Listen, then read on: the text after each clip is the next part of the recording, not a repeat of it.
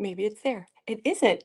We are live. It is here. We are live. I'm going to wait just a moment or two as it is now 11 o'clock on Thursday. I think it's March 12th. Usually I get that pretty right. And I'm here live with Eric Doggett, who is a Disney artist. You can just say hi. Hello. I'll give everybody just a moment to catch on. It's weird being live. It's like being a school teacher and logging in during COVID and seeing all the screens pop up Sure. and never Yes. seeing a face and having to Yeah. continue to talk to nobody. So I feel like Yes. I was prepared for this, y'all. This was my jam. While we're waiting, oh, I got one. What? That's great. Congratulations, two. Congratulations, you're the first two people here. If that was in my class, I'd throw you a lollipop or something. You know, dum-dums are cool. All right. Well, how about this? While we wait for people to get on, could you, and really get into talking today, could you tell me which is your favorite Disney park and why? Good morning. Ooh, that's a good one. And I'm sure there's some very strong Uh-oh. opinions on that. Yes. Uh, Boy, I tell you, as I get older, I think my wife and I tend to lean towards Epcot more than anything for just the fun social, food and drink aspect of it. But yeah, probably Epcot would be the one as far as like the one we go to the most. Definitely Epcot. Um, What's and your if you're gonna, favorite country to visit while you're in Epcot? Do you have one? oh man, well, I've always liked. I'm a big fan of Three Caballeros, so I Yes. like to go ride that. That's Yes. one of our favorites. Um, let's see. I'm mentally going around. Italy is probably a big one because I'm half Italian, Okay. so we What's would go the in there other and get. half? If you're half Italian, what's the other half? I don't know. It's probably it's whatever mutt. I Mixed. don't know what it Yes. is. A mix, yeah. Okay, But so Italy. Okay. What do you yeah, get in Italy for Italy? What oh, it's restaurant? limoncello. I love limoncello. That's my I have relatives who used to make limoncello, and so I love to swing by and pick that up, or a glass of some wine that they have there, and then I would occasionally use it as an opportunity to practice some Italian with the people working there, the cast members, and it was Yes. always a disaster. But I think in my heart of hearts, someday I hope to be able to have a full-on conversation. You know what? You can do it. Maybe this summer when oh wow, cool. Two redheaded woodpeckers are just like I live in the woods. I just looked over. I was like, what are they doing? That tree's gonna die. That's not good. Cool. Anyway, we should challenge each other to learning a language. I want to learn Spanish because I also love the three cabraneras, which I never say right. I love riding on the boat. I love it going through the Yeah. restaurant. I love that restaurant. That place, the little volcano, the ambiance. I've collected several of the alebrijes from there. Those artists live Oh painting yeah, them, right? that's very cool. Yeah, I do really enjoy Mexico. And then I hate saying this, I'm in North Carolina, the barbecue from the like walk in the barbecue, all American or whatever. It's just like You your know, basic barbecue, but it's good. I have not tried that yet, and that needs to be on my list because I keep hearing great things about it, but I've not made it over there yet. Just for that. We'll have to plan a dinner time to meet up there and Yes. have barbecue. I think that's a good Yeah, idea. that would be Okay. cool. Cool. Epcot's mine too. Okay, so Epcot's your favorite. Top three rides you've ever ridden at Disney. Okay, I know number one is easy, but the other ones I'm not. I would. Okay, I'm gonna open the out of the gate with Haunted Mansion. That's my hands down number one ride of all time. Especially when you consider the history of it, the fact that it's kind of like really two rides kind of joined together, and who's responsible for the first half and the back half, and all that. There's a great Haunted Mansion book out, and I don't have it here, but that covers all of this. It's got kind of like a green cover with the Hitchhiker's Ghost on it, and Okay. that's a great history lesson on that ride. So I'll that's have my to number one. I'll have to check that out when we're there this coming weekend. Okay, or in next weekend or whatever. Okay, what's the next one? Oh boy. I have some great memories of Thunder Mountain. Um, Oh! with 'cause we have two boys. They're both like pretty much young adults at this point, but when they were young, we would throw them in there, and there was a lot of sliding back and forth across the car, and there was an intentional kind of like slamming into each other as we go around the turns. And so I've got some good memories and photos of that for sure. Are they rehabbing that right now? I don't, I'm not I think sure what status that's in because of all that work that's happening I back think there. If that's going to be that's, a Cars ride. Anyway, I don't know. I try to follow all the trends. It's a lot going on. Okay, what's your third favorite ride? oh, probably, I'm gonna go with Tower of Terror because I think that that opening of like old Hollywood, that intro that they have, and that story to me, and building the story around that ride of what happens on that elevator was a lot of fun. And it's kind of fun to go on that ride after you've been on it enough that you know when the drops are going to happen, and I catch myself looking to the people to the side or in front of me, knowing about the reaction they're about to have, and then they just start laughing. It just becomes funny. I've never been on that. In fact, secret, never been to Hollywood Studios. Okay. Well, So that's on my it's a must agenda. visit. Yes. Yeah, it looks I don't know if I could do I might like Yeah. Tower of Terror seems pretty scary. So that was a good choice. All right. So here I am. It's Briar J Cafe live with Eric Doggett. He is a Disney artist who just finished up showing his work at the Epcot Center. Pardon me. I'm trying to learn how to use notes that are not on paper, and that is always a good fun time. So here we go. What can you introduce about yourself and share a little bit about your work? Oh, let me try that again. For people, I'm going to read it and I'm not good at Yeah, this. sure. So, That's guys, I usually ad lib everything. This is my first time. What's up? Haunted Mansion is the best. The Tron ride is great. And oh, I'm just going to throw it out yes. there. What is that thing? Cosmic, whatever that Cosmic Rewind. Oh, I have a tough time with that one. You can't do it. I want to love it. I really Why do. If it don't was you just like it? because if it was just a straight roller coaster, I would be totally in.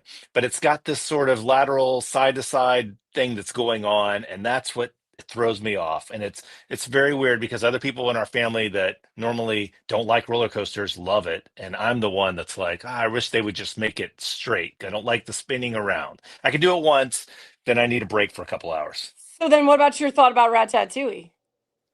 Oh, I like that one. And I heard that that's changed to 2D now instead of 3D, which It's I've not seen it in that version.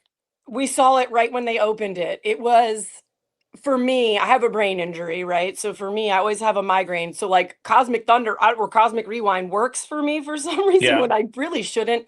Ratatouille, I got off and I was like, I'm gonna be all Yeah. right. But it was like a Yeah. little because it's so immersive, right? It's like Sure. the ultimate immersive. And the other one, what about the flight of the Avatar thing and Pandora? Oh yeah, that is a great one. Yeah, Flight of Passage. We do love that one. I forgot that I didn't think about that one, but that is probably in my top five or six easily because of all the technology that went into that one. It's so The cool. pre-show and all that. Yes. It's so cool. But when the red shucks, I've got the avatar pin up, right, on my Yeah, thing, but I can't think of the name. Anyway, they come in and it's like, uh-oh, if you have any motion sickness, that is the moment that it happens right yeah, there. sure. Yeah, that's But true. the Probably. Soren is awesome. So like for people who get motion sickness, Soren is a great opportunity to experience something similar without having that anyway. Yeah, All sure. right. Sorry, the rides. I love talking to people who love going to the parks because I Yes. love to go to the parks. It's the best. What's up, Chewy? How are you doing? All right. Here's what I'm going to read. I'm just going to read it this time, and next time I'll be a little bit more ad lib. For people meeting you for the first time, can you introduce yourself and share a little bit about your work created as a Disney fine artist, please? Sure. All right. Well, my name's Eric Doggett. I'm an artist, a painter based in Orlando, Florida. I'm one of the artists with Disney Fine Art, which is a company that represents, I don't know, 20, 25 or so artists that basically have the license to create paintings with Disney characters and themes that can then be sold in the parks or online, and that includes original paintings and like G-clay canvas prints and whatnot. So I've been painting for about, oh, I guess coming up on 9 or 10 years now, and it was a bucket list of mine to have that opportunity at some point because I would come to Epcot right around the time of the first Festival of the Arts, which I think was 2017, so somewhere there or just after there. Um, we would visit Epcot, and it just happened to be during the festival one time, and I thought, wow, this is amazing. Wouldn't it be cool to someday be able to have a booth here? And so that was my first time was this past festival. So about a month ago, I had a total of nine days there.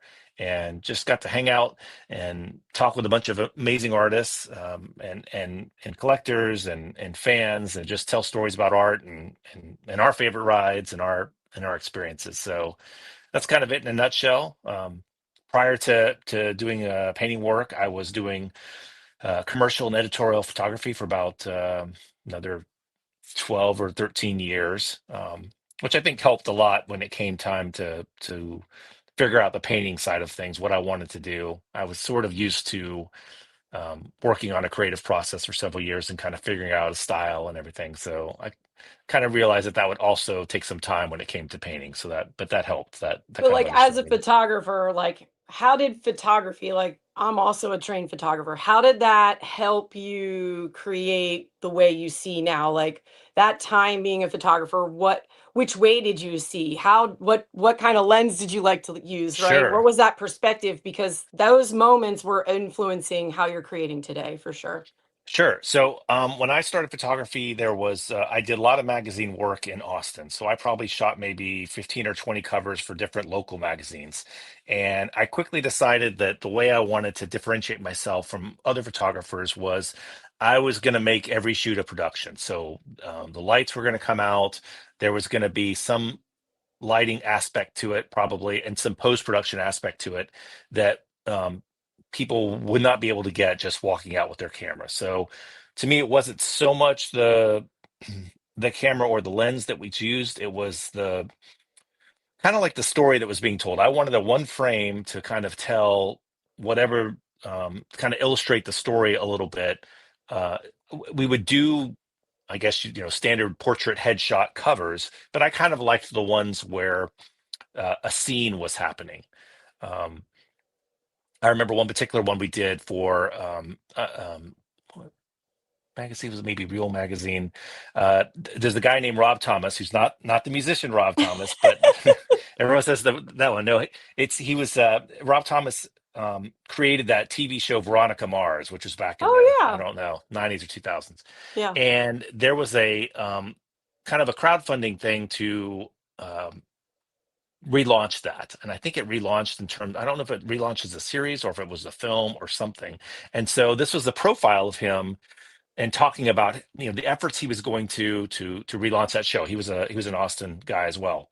And so what we decided to do was we created this whole scene of what looked like a garage sale where he was at a table with all of these props and boxes popping up that he was selling to raise money with like a little tip jar to relaunch Veronica Mars. So that to me is one of my favorite covers that I did because of all of the different aspects that played into that. So when you ask about how that influences art today for me, it's still the same in that I gravitate more towards scenes and stories versus individual character pieces.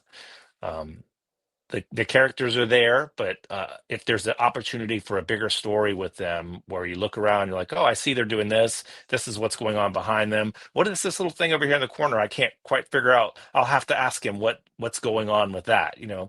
Those types of aspects is what I gravitate towards the most. Well, I think in the figment painting that you have, that's a circle. I think I remember from seeing it, and you weren't there when I was there. We like just missed each other. I think like it's parts of the park around the edges, right? And all those different purples. And as you look at all these different purples are in this like Am I right about that, or Yeah, am I yeah. wrong? Did I get that It's wrong? no, it's all the countries from World Showcase or all the way around him. Yes. Okay, yeah, it's so awesome. So I love all those attentions to detail that you're able to put in there and thinking about telling that story and even telling that story like monochromatically. So we had a question pop up that was like, which do you Sure. prefer, looking at angles or lighting when you're creating stuff? And so like those are fundamentals of art. So in your fundamentals of art, like are you looking at lighting? What kind of lighting do you like? Are you doing something that's more modern that isn't necessarily considering light as an option? What type of painting are you interested I in? I grew up loving when I say grew up, this is like the last 10 years. It's not Yeah. it wasn't it was then it kind of kicked in, but my art history, if you will, is a love for mid-century modern.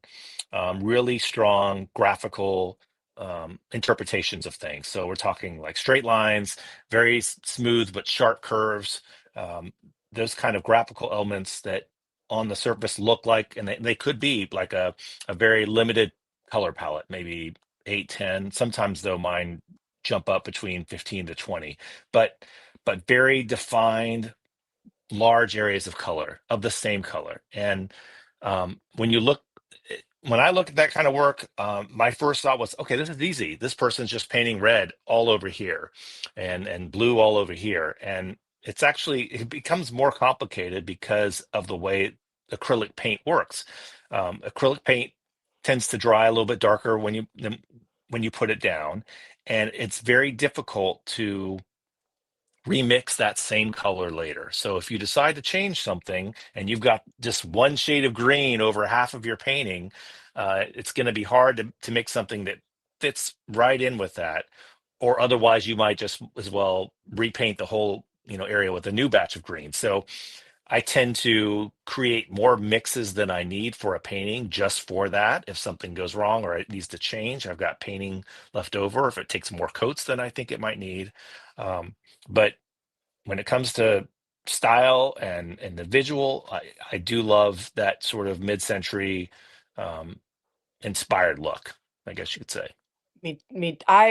I loved everything you just said. I was looking at your videos online, and there's the piece of paper with the numbers and all the little paint swatches, right? And Yes. so when you're doing that, are you mixing paint and putting them in Tupperware for our aspiring artists that might be tuned in right now? Yeah. How are you storing that? Like I have like a thing that clamps it shut, but it doesn't keep Yeah. my acrylic paint acrylic like plastic or liquid, right? It makes it Sure, firm and sure. plastic. So Okay, yeah. So we talk a little bit on technique stuff. So um, I use Golden Paints, and they have on their website this brilliant tool that, and I'm going to do a video about this at some point. I just haven't woo, gotten around to it, but they have a tool on their website called their virtual paint mixer, and you plug in a certain color value, a certain RGB for a certain color, and it'll tell you mix 3 parts of this, 5 parts of that, 1 part of that. And that's so awesome. that is how if that tool went away, I'd be in trouble because that's how I've been mixing paints for the last 5 or 7 years. Is not I got away from trying to uh, spend a lot of time fiddling trying to figure out my own ratios to match. So let's take it and a little step back further. All my paintings are digital first. They all start digital, and I want all of the composition work and everything to happen there, so that by the time I get to the easel, I'm not making creative decisions that this to drag the project out longer. I want it all done, and plus Disney works that way too. They want to see it all done, a mock-up of it all done before I even get started. So once I have that mock-up, I'm trying to now, and let's just say it's, I don't know, 10 colors, 15 colors. I'm then trying to figure out, okay, what paints do I need to use to get these colors? And so that virtual paint mixer will let me do that. And I will then end up with a list that I just keep in Notion of like, okay, for this painting, I've got 15 colors. Here's the RGB value. Here's the mix that Golden told me to do. And most of the time it's pretty close. Sometimes it kind of gets you in the ballpark and you have to tweak it a little bit. Like if you have a certain shade of like a or like a really intense, let's say red or pink, it might just throw up its hands and say you can't produce this color in paint. And so you got Right. to settle for what you can do. But when I after I'm done mixing all those paints, I store them in something called an acrylomizer, which is a um, it's spelled ACRYL dash A dash MISER. Um, they're pricey. They're about 30 or 40 bucks for each one of these things. But I used to use a uh, a Stay Wet palette by I think it's Masterson. It's the big kind of Tupperware looking box that you put this piece of foam or sponge on the bottom, Oh, soak it with water, put the paper on top. Problem I found is those will always, in my experience, end up with some sort of bacteria or something that starts growing on the bottom. So you're changing those out. If you don't have that right ratio of water, then it can come through the paper and start to cause the paint to mix with each other, the different colors. If you don't have enough water, then it'll start to dry up. So I got over that and got this acrylomizer thing, and I did do a review of this box on my channel on my YouTube. That what I like about it is it's a sealed box as well. It seals much easier and better than the other ones, and it has little plastic tubs for all your paints, and then I leave one empty where I then go and just get one of those yellow and green kitchen sponges, mm-hmm. soak it up and throw it in there.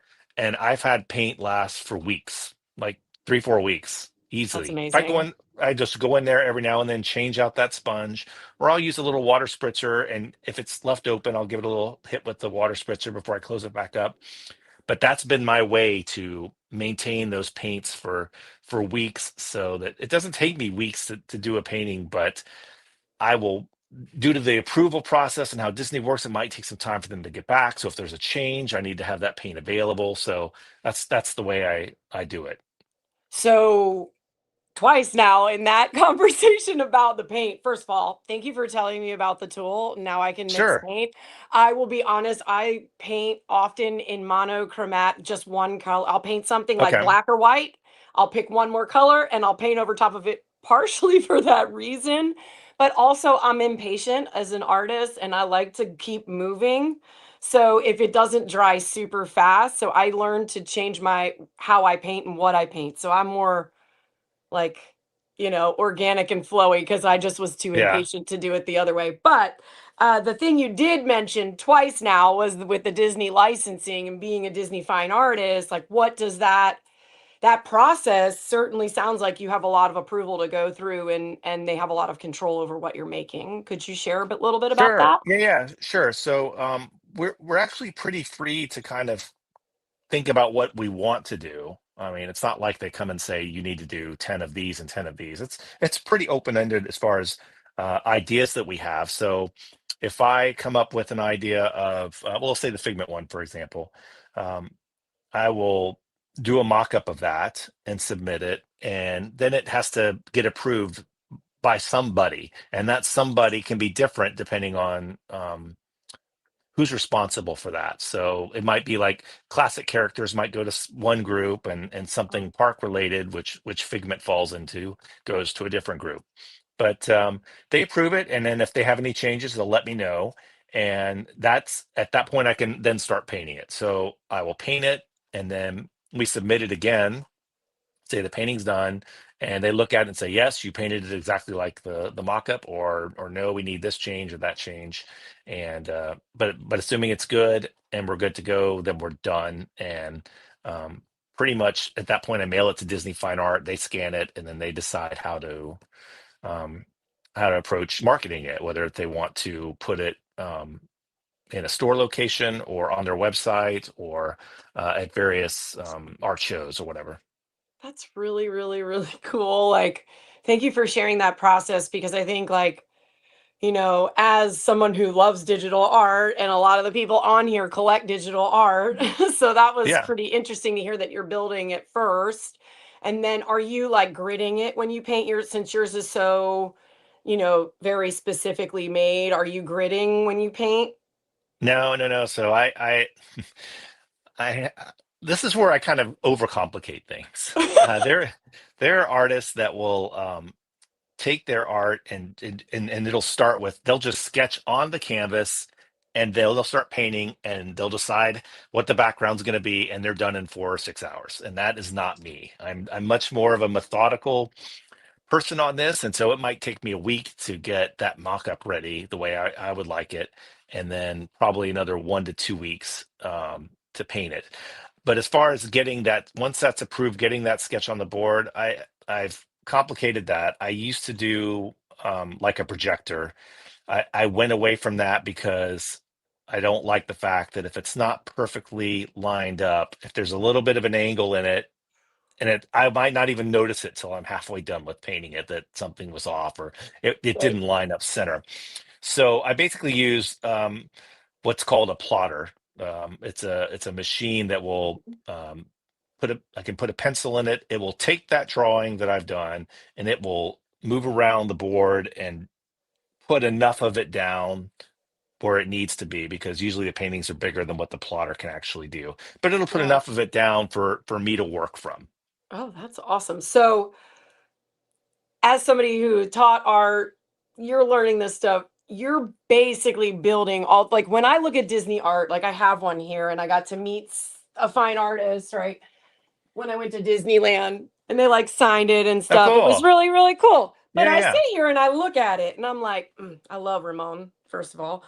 But it's a bunch of simple shapes. So yeah. how much practice did you put in to be able to precisely generate Disney characters to their liking? Because that Sure. consistency has got to be hard. Like people crank these out, and I, as a person who doesn't isn't the best drawer, I'm Yeah. like, oh my goodness, how do you do that? It's so impressive. Sure. Well, I think on that, with artists in general in this group, it depends on what type of an artist you are. So there are what I will just call character artists, and I'm thinking like Tim Rogerson and Don Corona, that are great at drawing characters, and they know that character so well that I mean, Tim, I think, has been doing this for 20 years. He can draw any of the characters perfectly the first time, and that process for him is streamlined because of his knowledge. Where my process, I alluded to earlier, the idea of scenes and stories, Yeah, there's more involved for me in terms of thinking about it more versus just a character, um, a character piece on a background. that's great. um, but when you're asking about how Disney Fine Art looked at that, I think stylistically nobody, at least on the East Coast, was doing something quite like what I was doing in terms of, if you've ever used Adobe Illustrator, all my work is done in there. That's where I'm doing all those mock-ups. But that look being carried over to an acrylic painting is basically what I'm doing. And Yeah, so, it's awesome. thank you. So Yeah, people weren't, I don't think, doing that. So that kind of gets to like, um, I think just the style and the ideas behind the paintings were maybe appealing to them because it wasn't a common look, at least on the East Coast. There are some West Coast artists that do it, but they're more on the print side. They just stay on the digital side. sure. So yeah, Yeah. that's how that kind of happened. Okay, so I'm gonna go back in time a little bit. We're gonna rewind. We're gonna take a time machine, go back in time really quick. So, you loved to draw as a kid. You had a career path with the Air Force, even being at the Pentagon. If you want to share a Yeah. little bit about that, but like, what did creativity look like for you during those years? In the non-creative field, were you still creative? And what moment did you realize it was time? Yeah.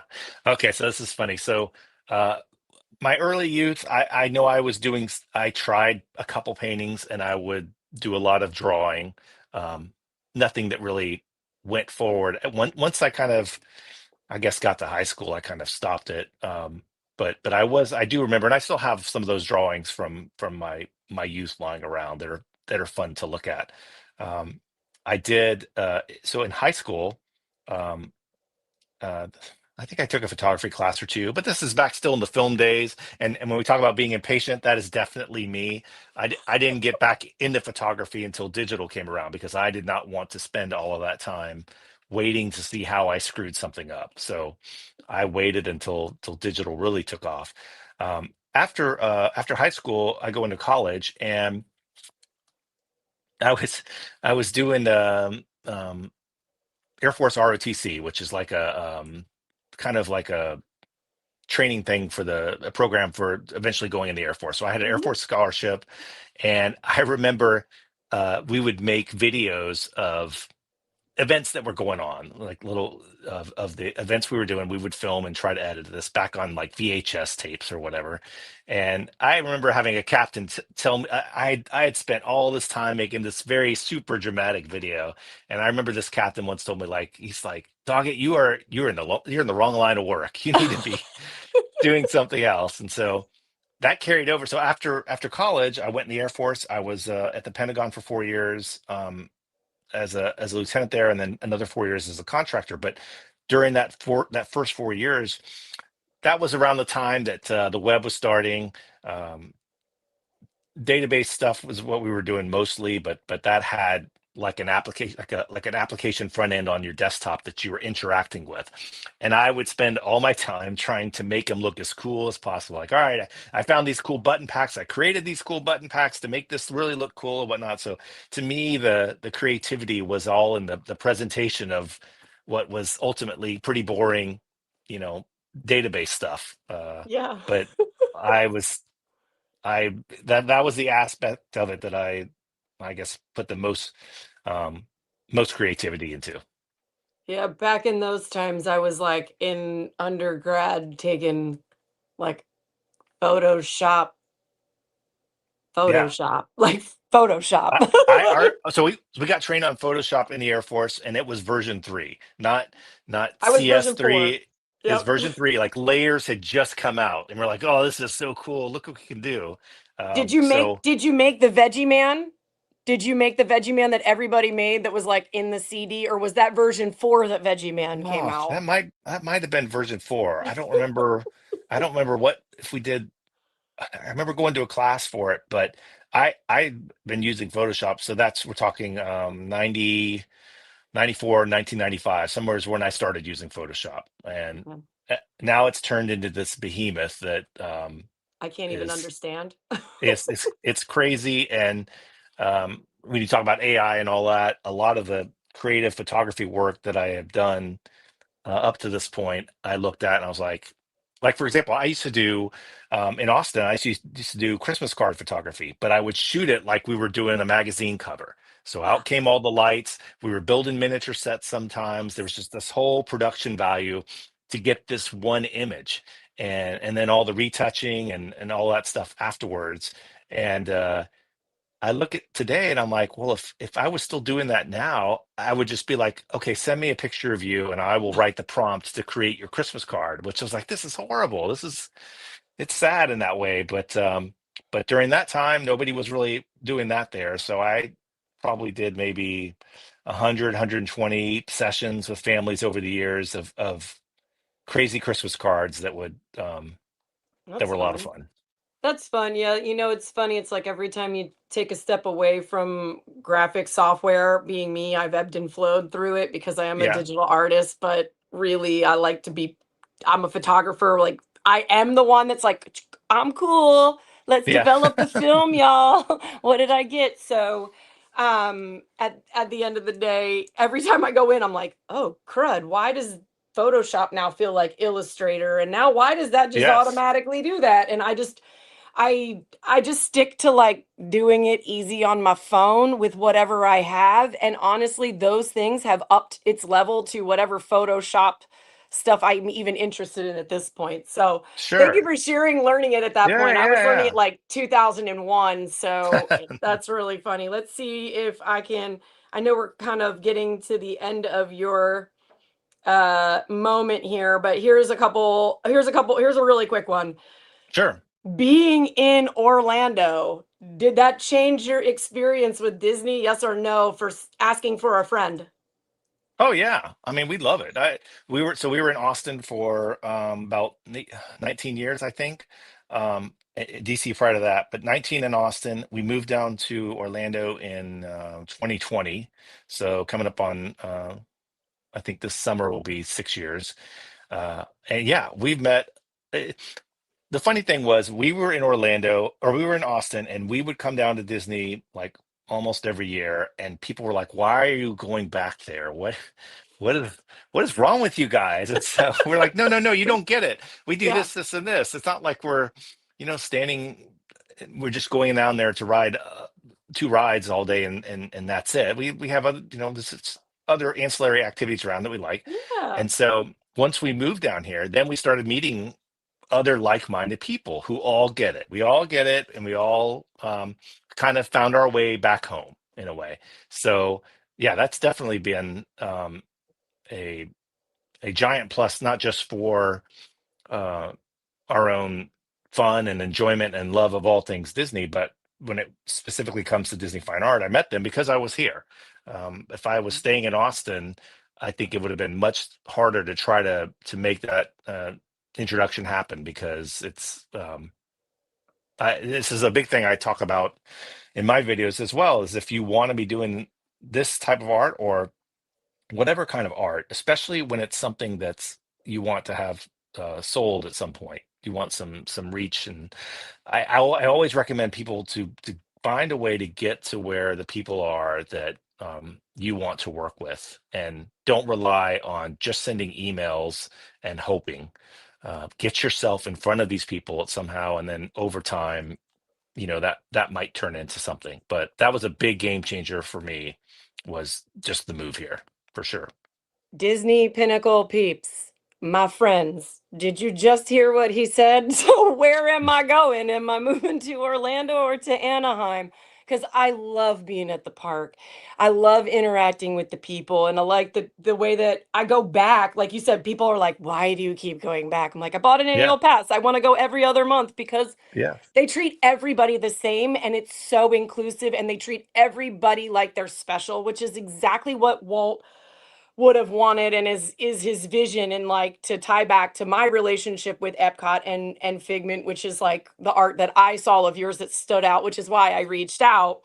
um why do you think Figment resonates with so many people so deeply? We're in that category who saw the old ride, yeah. and even still I'll ride the new one a bunch of times. I don't know why, I just want to be there. And why do you like making art with Figment? So just a little bit about him. Sure. Yeah, I was thinking. Hmm, I think. Well, with Figment, you've got a situation where you have um, a character that's almost assigned to a park, right? Like you can't really, there's not much happening outside of Epcot for Figment. And if you're somebody that's my age, then you grew up possibly riding the ride. And so there's a nostalgia component to it for sure. If you've been around that while, then you appreciate that character. Uh, and I mean that his focus on imagination is definitely different than other characters. And I don't think he was like the unofficial mascot of Festival of the Arts right away. Mhm. I don't think it was right when they started. It was later on. The fans sort of drove that in a way because they kind of went crazy with the merchandise. Like if you remember back in 2022, I think it was that popcorn bucket was Oh my crazy. gosh. People in lines everywhere for that. So there was an undercurrent of love and support for that character that I don't want to say it forced Disney to respond or anything like that, but it kind of really voiced the love that people have for him, Yeah. and they might have saw that and said, okay, yes, we can include him more and showcase him more. And that's probably one of the reasons, in addition to just his general focus on imagination, that you see him associated with the Festival of the Arts. But I mean, when I was at the show, there were definitely some Figment loving people that were coming around and talking. They had the full outfit on, or they would show me pictures of, like, this is my Figment wall. I've got all these Figment paintings, and I'm going to put yours here next to this, that, or the other, and have this build this collection. Also, Orange Bird to some degree. There's a little Oh, bit of that as Orange Bird well. is the best. But look, Yes. Figment, in my humble opinion here, is Walt Disney. as a character. And Sure. because it's everything that he stood for. You know what I mean? Really. And then you have to kind of put him in this thing. And so like he influenced me to dream big and always go and keep Yes. doing it, and when you read anything, then you get older and you read anything that Walt wrote, it's the same stuff. So to And he me, kind of like I think inspires it's you Walt. to Yeah. he Go ahead. inspires you to have your own creativity, to have your own imagination. And that's different than other characters, which are there maybe just to entertain and have a good time. But this Figment can provide you with that in a subtle way, that maybe that your own, to think about your own inspiration, your own creativity on the things that you're doing. All right, two last things because I know you have to tune out here Sure. soon. What does it mean when a collector forms a deep emotional connection with your artwork? Um, it means a lot to me. It's happened. Well, see, it happened. Last fall, I did a piece for the Goofy movies anniversary last year, and there was one. It was an art show, and it resonated with a collector who, it was very emotional for her because she saw in it, I had added all these particular details from the movie in this one scene, and she saw in it like relationships with her family and whatnot in tied up in that one picture. And so certainly wasn't something I had planned for, but that enabled her and I to have a bond, which is carried on to this day. So yeah, the idea of creating pieces that have an emotional appeal is certainly something I like to do. It's something I don't think I can force. It just kind of happens. You hope for somebody to come around that's like, I like this painting because it reminds me when I was a kid that this happened and I did this with that ride.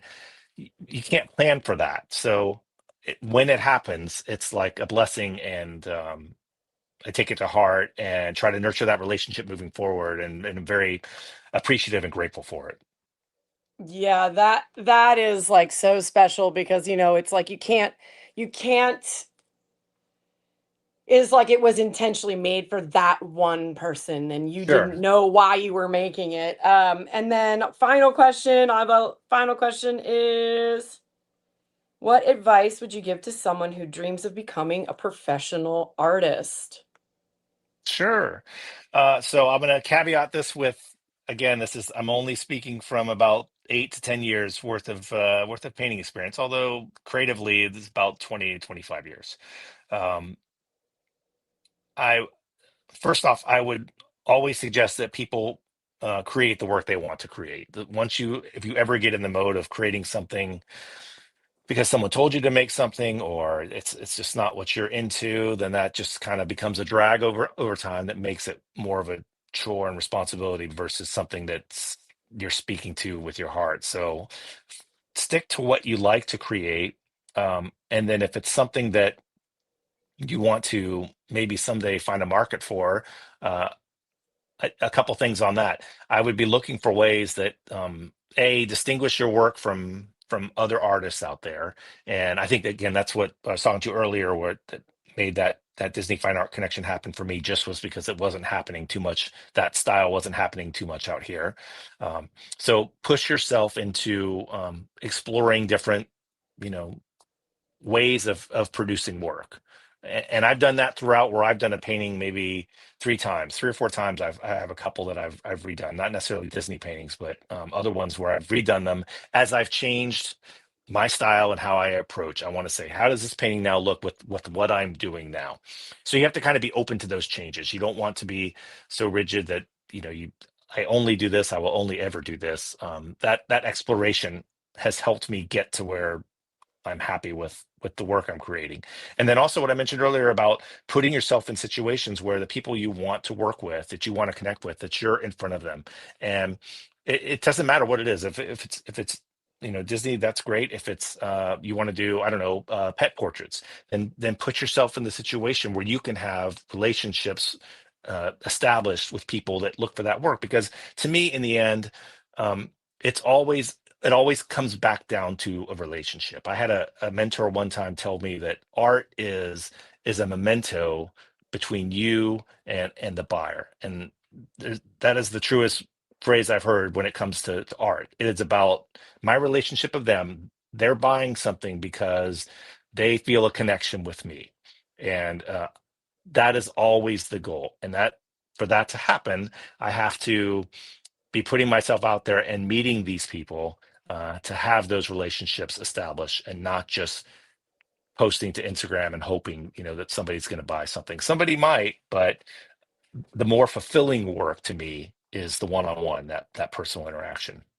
That's awesome, and thank you for sharing that, and, thank you for, like, understanding why I put myself out there then, and so we're probably like-minded people, so you knew that I'm here Yeah, just trying to share what you're doing with people, just like, thank you. the one-on-one relationship is important, and I hope we do continue to chat and brainstorm. I'd love to see what you're working on before you do it. I mean, I was a college professor of art, of digital art Yeah, actually. Because it's cool to me. I love to see people's creative process. I miss it so much in teaching. sure. Where can people find your stuff? Can you just tell us where that Yeah, is so that sure. If you want to see my work, well, you can see uh, all my work at my website, which is Eric Doggett, EricDoggett.com. If my Instagram is Eric Doggett Art. So that takes you to that work. And then if you go to DisneyFineArt.com, you'll see me in the list of artists, and the pieces they currently have for sale are shown there as well. okay. And you said you had a YouTube channel? Yes, sorry. So that's youtube.com/, Eric Doggett. And Okay. there I am talking about some of these creative things as they apply to artists in whatever field, any sort of creative field. I feel like some of these themes and messages are kind of universal, but I do review some tech stuff that I find helpful for me, or talk about how I, gesso a painting, or how I varnish it in the end. Those kind of things I cover on there as well. That's You're awesome. I love it. I'd love to go ride a ride or eat a Yes, barbecue that'd be or fun. something. I'll be down next weekend. If that doesn't work Okay. out, I've come down all the time. But next weekend, March 21st, I'm trying to get as many people who love Disney to meet over at Tomorrowland to watch Tink fly Okay. over above. If you could Yeah, yeah. come, cool. I think you said you might be busy, but that's okay. As many Well, people. yeah, I thought that was I was thinking maybe this weekend, but I'm busy No, this weekend, next but I'll do weekend. next weekend. Okay. I think I'm gonna go live and see how many people I can get, Disney people I can get to join. So if you have any friends on the 21st, Tomorrowland at the bridge, where you can really see Okay. Tinkerbell fly Yeah, over. totally. 8 o'clock, I figured as many Disney people we could get, we could chill, hang out. It would be really cool. It would just be cool to see if we can get all the collectors of all different kinds and Disney lovers just to gather and celebrate and Yes. watch the fireworks. And I think it's like the first day of spring or the second day of spring. Okay. So we could just celebrate that wonderful day and That'd be hang out. fun. Yeah. So anyway, well, thank you so much for your time. I'm going to Thank stay on, you. guys, but let's all give Eric, a round of applause. Thank Here's one you. from Apache. I'll put that back up. He says, Oh, nice to meet cool. you. So thank you again for your time. I hope we get to work together, and definitely I hope to see you next weekend. Thank you so much. It's been a pleasure. I appreciate the time, and yes, I'm looking forward to hanging out at some point and talking more about Disney and art. That'd be fun. Sounds great. Take care. Take Bye-bye. care. Thank you. Hmm. Drop it. See, this is where I'm learning. You might have to close yourself out. Okay, no Real worries. talk, y'all. It's my first guest. Oh, there he goes. I think he's gonna pass. Pew, pew, pew. Let's see. I'm gonna hide that. Did it go? What do I do? Polly. Wait, I did it. I did it. Guys, I did it. Wait, oop, that's not me. There we go. Oh my goodness, how much fun was that? I am so excited to have had my first guest. So thank you guys for hanging out and watching there. Um, Sorry, I just like almost need like a second here. I see that people were dropping their favorite characters in the chat. There must have been something really cool happening in the background. My light was like blinding me. I didn't want to be rude. Hey, Banana, Mac, look what I got. Look at that. That might be part of your care package. Anyway, so thank you all for tuning in to talk with Eric. I don't even know what we've got a few minutes here. Let me grab my phone, tune into what's happening. Here is the Pixie. Speaking of this Pixie by Crypto Slabs, next week on the 19th in the morning, 11 a.m., we'll be live with Crypto Slabs chatting about the Pixie and chatting about no, oh, where'd it go? It turned off. I had it in the background. Oh, I tried. Guys, I'm always trying. There's a lot that goes on with setting up all the stuff, but my my studio's on the fly. There it is. Here she goes. Hey, my crypto slab. Okay. It's pretty cool, right? So we're going to be talking with Crypto Slabs about the Pixie, which is a wearable NFT display device. And then on Thursday evening next week on Confetti Moments with me and Fat MFT, I just dabbed. Oh, it's like, ooh, by accident. We will be talking with Patchy 919. I'll just put his little comment up there. Right. And the real video Shane. Thank you for joining in today and hanging out. Let's see who else said hi that I missed. Did I miss anybody? I'm sorry if I missed you. I was trying my best. Oh, there he is. Fat M FT giving me a little fairy on the stage today, or on the in the chat today. So how do I, okay, I did it. Very cool. Very, very cool.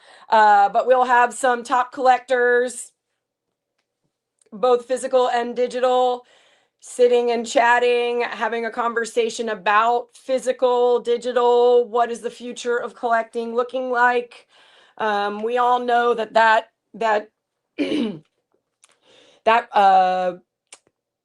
Pokemon, Pikachu, Illustrator, Glitz and Glammed, All Out just went for like what, 15 or something like that, like $1 million. What?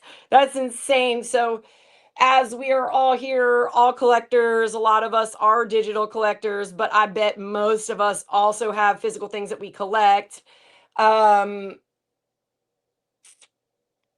This is going to be a great conversation. I can't wait to see the roundtable of high-end collectors and what they believe the future is and what products they believe in and why. And I'm just feeling so fortunate to be part of this Collecting and Connecting podcast group. Guys, I just want to give a shout out to the NBA Top Shot folks. You guys like totally hook me up. I never know what I'm doing here on Top Shot, except for Banana Mac. Banana Mac tells me all the things and keeps me in line and made sure I got my NBA Top Shot this. Hold up. Jason Tatum. Oh. So there are so many cool features about the community in Top Shot.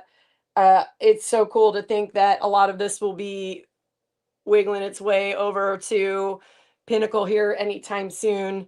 And speaking of Disney Pinnacle, did you all see this drop of this OE for Finding Nemo? They are so cute. It's like little mini snow globe aquarium. Oh, this always happens to me. I'm not always paying attention. This might have happened yesterday. Did you guys see this?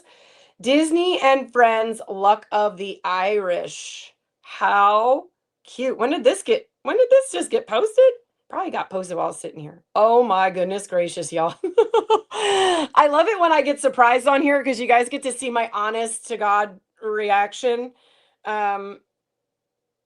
This is going to be dropping on the 17th on St. Patty's Day. It's loading.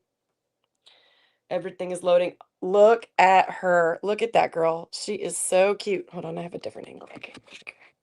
No, that didn't work. It's okay, guys. We haven't shared screens yet because I don't have Pinnacle on my... There we go. Check her out. Man, she's cute. That little rainbow action is green on the... Oh, when you spin it around, it's golden green. That's pretty epic. Okay, I found my spot. There we go. Look at her. She's so cute. Okay. Daisy is rocking it in green. Donald is certainly looking a little bit dapper here in his St. Patty's Day outfit, which again, sorry y'all, I do a lot. Sometimes I did not see this drop. Look at that. Oh my gosh, he's so cute. Oh, oh! Goofy's playing the bagpipes. This is very amazing. If you haven't taken a look, if you guys haven't opened up your Pinnacle app, you should. Also, Banana Mac, everybody, if you know your favorite Cars character, drop it in the chat. Look at this guy. He's playing the bagpipes, Goofy. Goofy's being goofy. I know that probably you can't even really see it, but open up your app. Mickey, looking super cute. As always, you know, when you're in a park and Mickey comes up to you and he's got that like plastic Mickey smile, it just makes you smile sometimes. And this this pin totally gives you. Oh, the reward pin is Pluto. Darn, he's my favorite. I hadn't gotten that far yet. Thank you. You're amazing. I take my time. Sorry, this is what happens, guys. I get so caught up in trying to meet people to chat with about Disney and writing articles and being a mom and a community friend. I don't always catch everything. If something happens and I need to know, I did look though. I looked. Maybe this just happened. Anyway, it doesn't matter. I'm not perfect. How cute, guys. These are so cute. I can't even take it. I love them. Guess I better save up my money for the 17th. That's great. Here was what I wanted to show you. Here's what's available currently in a mystery capsule form. We've got the Finding Nemo Open Edition. It is called Friends of Nemo Volume 1. It's at the first of 3 sets. They are super duper cute. Totally love them. This first round, we've got Bloat and Dory currently in the market. Oh, and we got, I don't know how to say that, but I know it's like Jacques or something like that. I'm going to say it wrong. I don't want to say the wrong thing. Currently, right now, Bloat Gold is in the rotating store for 2 more minutes, and Standard Dory. Actually, I'll just roll up to the steer. We got Gold Chip. Go to the storefront. You got 2 minutes. Go. Run. Go. Okay, here's the Shamrock. Shamrock Jubilee. Here it is. I opened it. Got it. Shamrock St. Patrick's Day featuring Disney and friends in a festive style. Every March, the world starts to look a little greener. Parades wind through cities from New York to Dublin. Clovers, rainbows, and a sense of wonder take center stage. St. Patrick's Day has always been about coming together, and over the centuries, it has grown from a quiet Irish tradition into a global celebration that brings out the joy in just about everyone. The same spirit of joy and togetherness has been a part of Disney and Friends, or Disney's Mickey and Friends, my apologies. Mickey Mouse and his crew, Minnie Mouse, Donald Duck, Daisy Duck, Goofy, and Pluto, have brought people together across generations and cultures, much like the holiday itself. And this St. Patrick's Day, these 2 worlds meet. This year, Disney Pinnacle is joining the festivities with Shamrock Jubilee, a limited time collecting event featuring digital pins from Mickey and Friends dressed for the occasion. So I just read all that description for you. This first part. Okay. It's been articulated. I tried my best. Reading is hard sometimes. Okay. So the event reward. Pluto, the loyal companion, joins the set as a special reward digital pin for collectors who complete the full set. Eek! Number 1, Pluto, best dog around. I always say it. I'll say it every time. It'll be annoying. Don't tell my dog. All right. It also looks like I see a background here. Okay. Event rewards. See how many of these festive pins you can collect. As you build your collection, you will unlock rewards along the way. Collecting any one of 5, so just getting one of these pins, just one, one of any of the 5 limited event edition pins within the drop, Mickey Mouse, Minnie Mouse, Donald Duck, Daisy Duck, Goofy, during the event window to unlock the Clover Starter Digital Pin Book background. A seasonal design perfect for showcasing your St. Patrick's Day collection. Collect all 5. Complete the full set of 5 limited event edition pins within the drop to unlock the Pluto Reward digital pin. Oop, I got a buzz. That means that the front storefront just changed, bringing your collection to complete 6-pin set. You will also receive a rainbow background to display the entire Luck of the Irish collection in style. That was a lot of words. Do you guys read these? I'll read them when I have them online and open, okay? If, for example, you collected 3 Mickeys, 3 Minnies, 3 Goofies, 3 Donalds, and 3 Daisies, you will receive 3 Plutos, okay? Mark your calendar. The drop is Tuesday, March 17th. Guys, this is it. This is almost 5 days out information. Thank you all for giving us fair warning. Thank you. The drop is from 9 a.m. Pacific time or 12 noon Eastern Standard Time, Tuesday, March 17th, 2026 until 9 a.m. Pacific time or noon Eastern Time, March 19th. Oh, March 19th. That's right during the middle of having Crypto Slabs live, guys. At noon, we'll close the 19th for while supplies last. Holding period. You must hold the pins from March 19th, 2026 between 10 a.m. Pacific and 12 p.m. Pacific, or what is that? 1 p.m. Eastern to 4 p.m. Eastern. Rewards delivered March 26th by 3 p.m. Pacific time, which would be 6 p.m. Eastern time. Okay. That was a lot of information. Sorry if that was too much of a tongue twister, y'all, but I am trying my best to make sure that you guys know all of the information. If you are not part of Disney Pinnacle yet, this is what you need to do. It's all right here. I'll make a video here this week. Maybe I'll be posting it tomorrow. You need to download the app. If you don't have the app, you can't get the drop. Okay, so download the app, get Disney Pinnacle, and create your account. Join the waiting room. I guess you could log in online, but you still need to create an account because you can't get the drop unless you have an account. Join the waiting room on the 17th before 9 a.m. You guys will be hopefully joining me live while we wait. Oh, I won't be live that day. Never mind. Normally we do those on Thursdays. Sorry. I'm learning as I go. These limited events are messing with my program. You need to collect your pins. Oh my goodness. It just started pouring rain like crazy here, y'all. Anyway, if you need help, let me just throw this out here. This is an awful lot of information, but you do want to join Discord.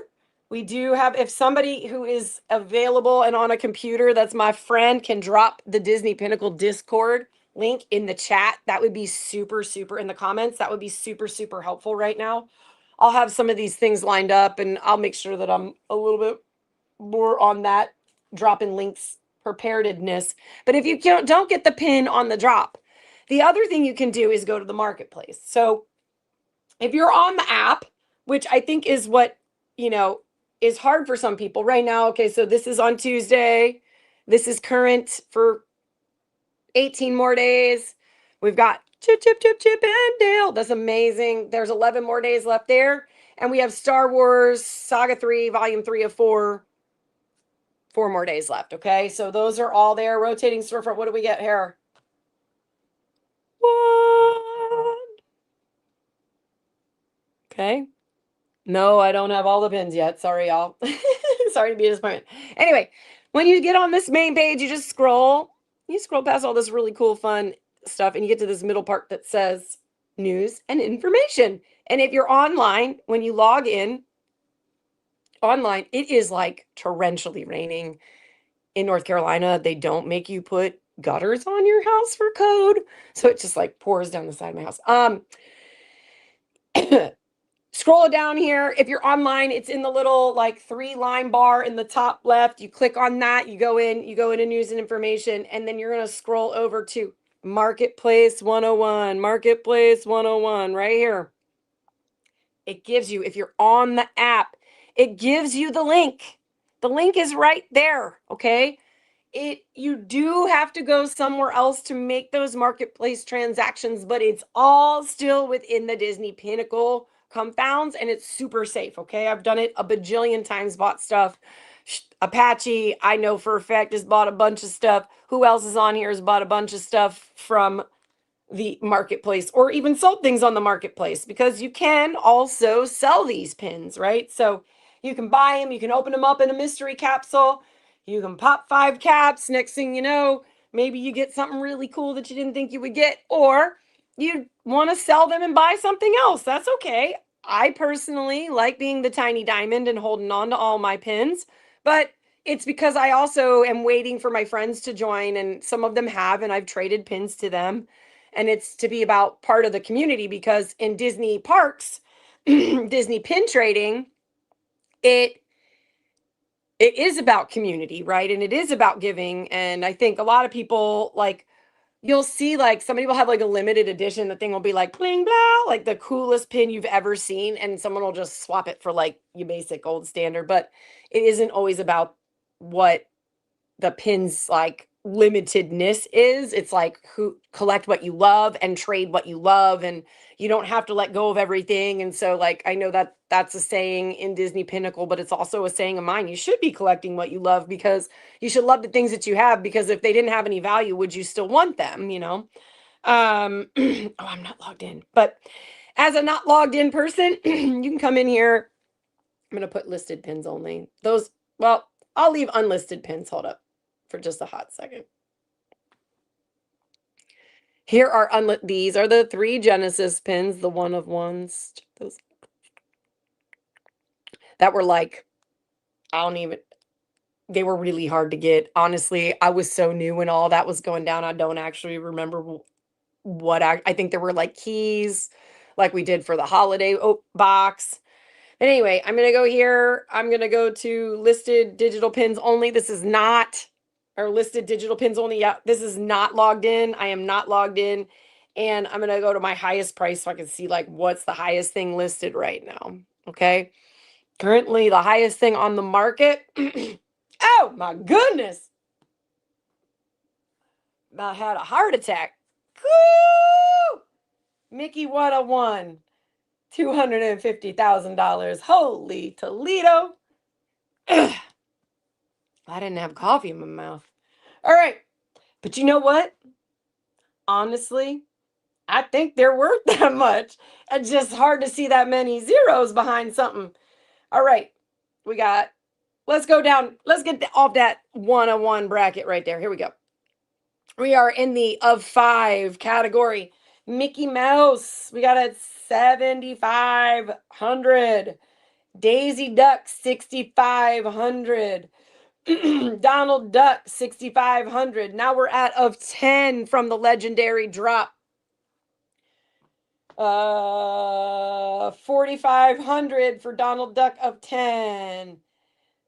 39.75 for Minnie of 10. 32.50 for Daisy of 10. So these are those legendary pins. I'm just reading off the market. And then when you get into the next category of limited mint, low mint pins, we're still in the $3,000, $2,000 range. But let's see. I'll just put newest, because also I'd like to see who's listing what, when, what's going right now.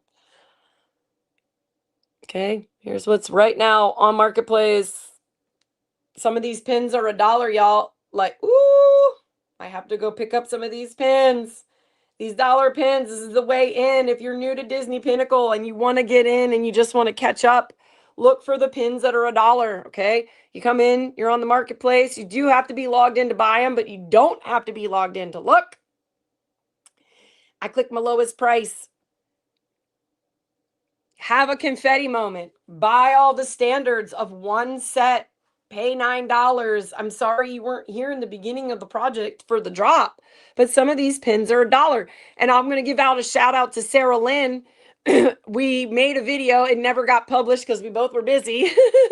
But we're going to talk about the physical, digital, like these are real pins, pink a la mode pins. And I'll have a video. I'm working on it. I promise.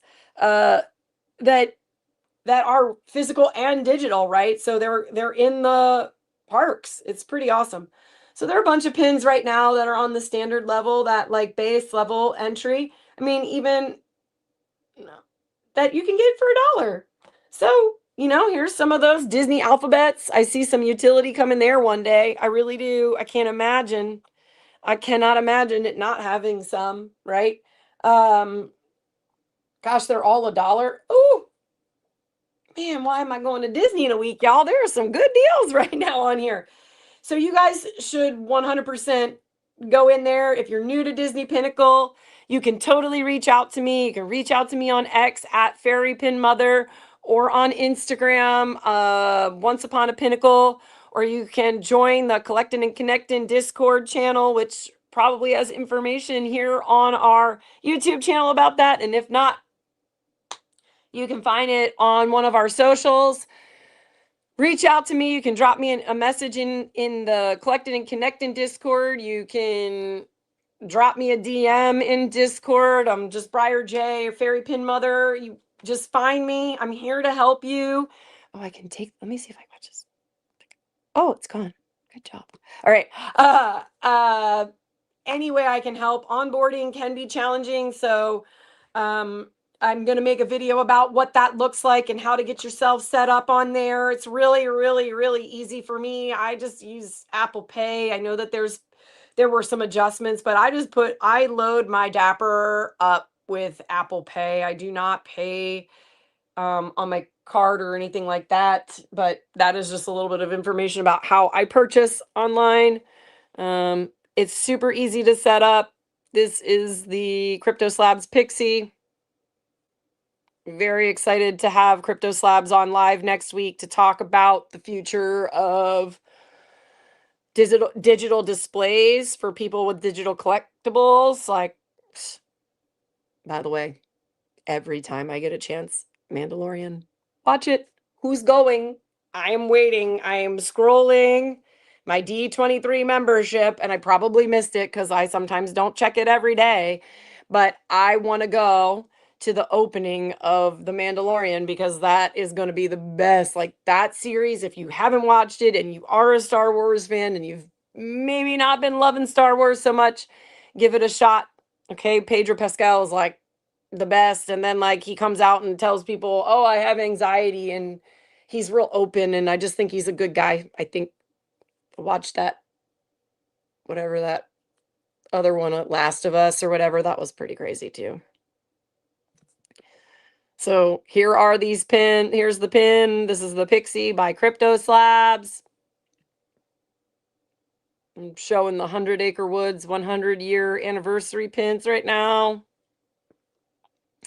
I will be working for next week to have the legendary pins on here.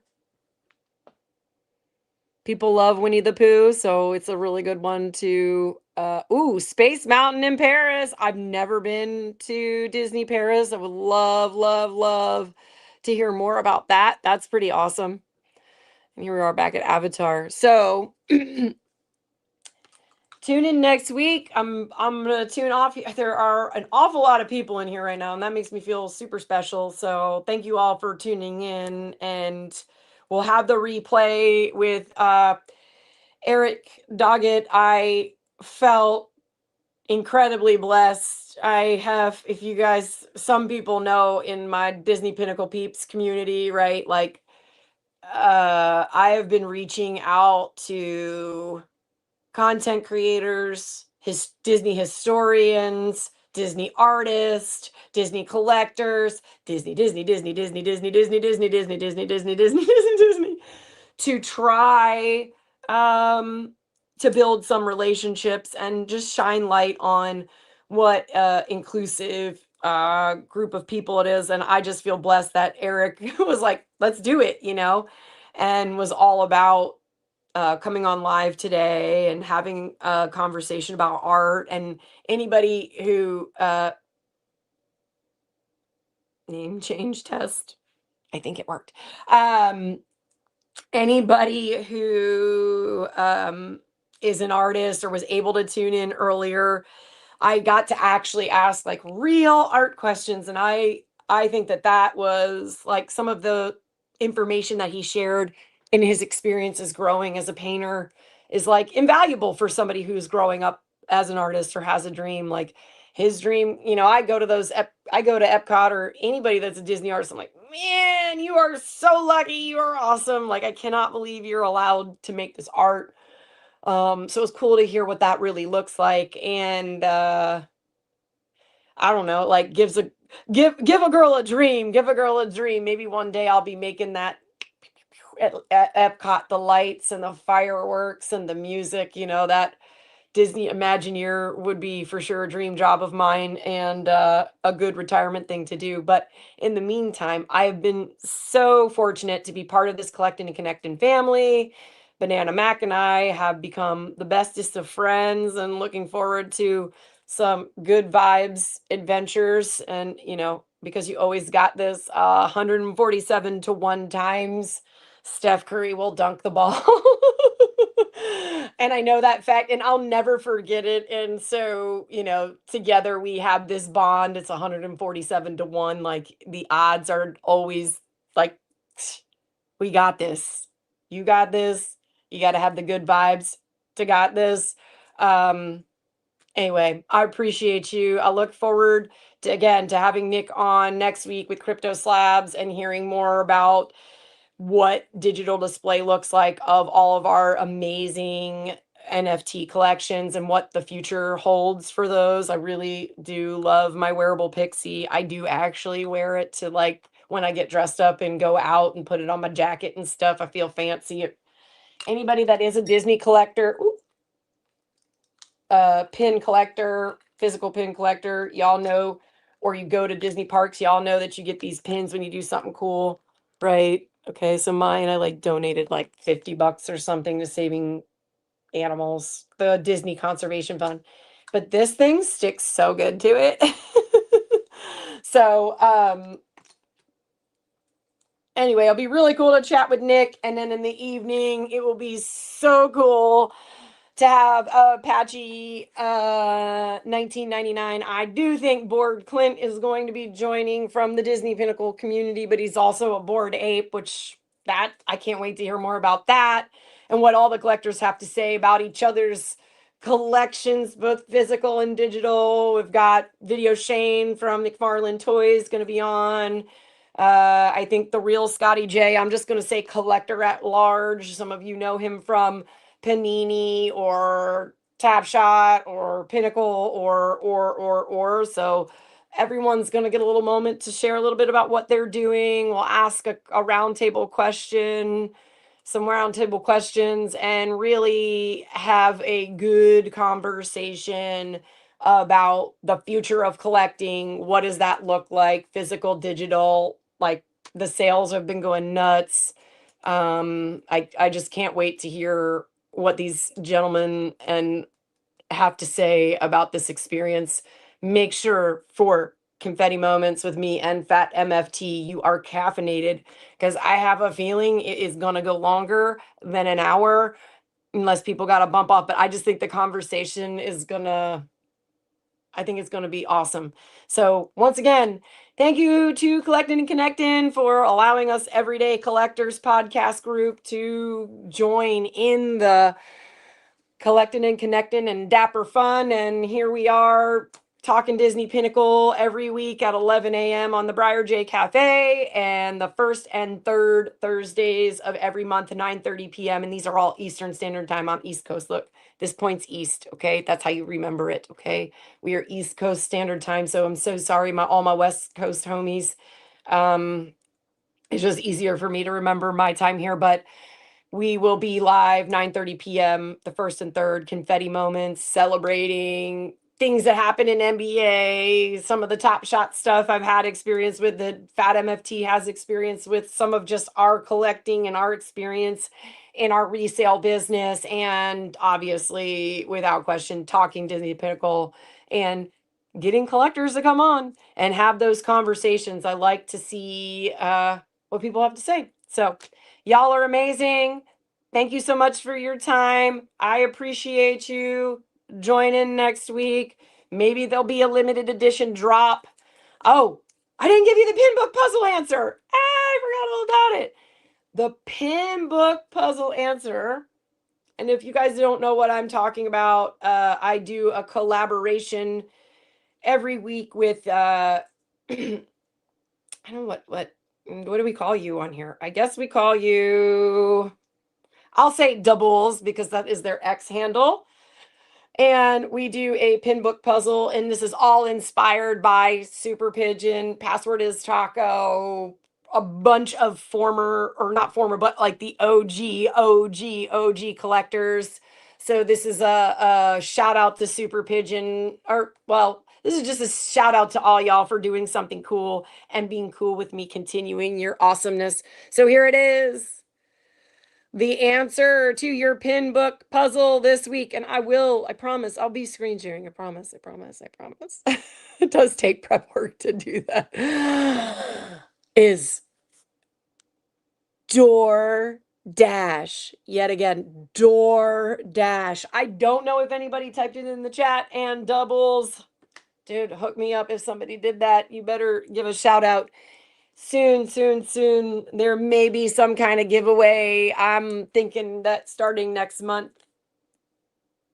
there'll be some kind of magical giveaway with those pin book puzzles. But you know what? I don't ever share all of it until I have a really good plan. But I do want to do some giveaways, and I do want to reward people for taking the time and effort to, use their brain, get ready to go. Next week's puzzle is a little bit inspired by the parks. So, preemptive clue. I think you're cool. Thanks for coming and hanging out. Remember, two most important things that you do, no matter what, is always try your best and have a bunch of fun, because life is too short for it to have none of that, right? Just go out there, try your best. No one's judging you, and if they are, they're not for you. Have a great day. I'll see you guys later. See you next week. Take care.